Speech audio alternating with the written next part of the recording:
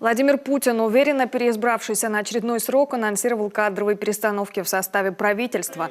Отвечая на вопрос журналистов, планирует ли вернуться на пост в 2030 году, лишь улыбаясь, заявил, что не собирается, цитата, «сидеть здесь до 100 лет».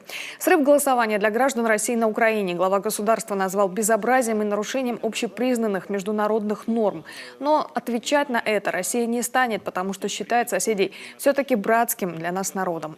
В ближайшем будущем, очевидно, мы берем курс на восток, на беспрецедентно высокий уровень. По словам президента, выходят отношения с Китаем. Это и шелковый путь, и конкретика составляющей Евразийского экономического союза.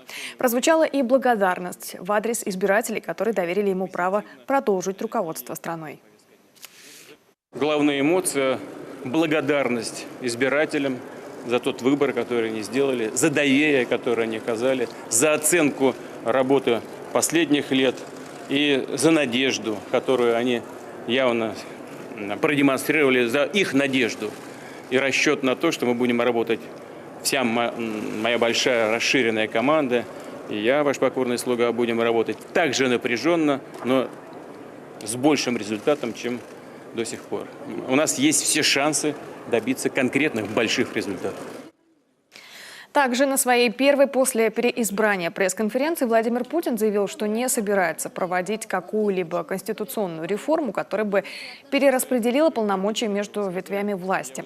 А еще в ближайшее время должна будет состояться его встреча с другими кандидатами, которые также на этих выборах претендовали на высший государственный пост. Инаугурация президента назначена на 7 мая.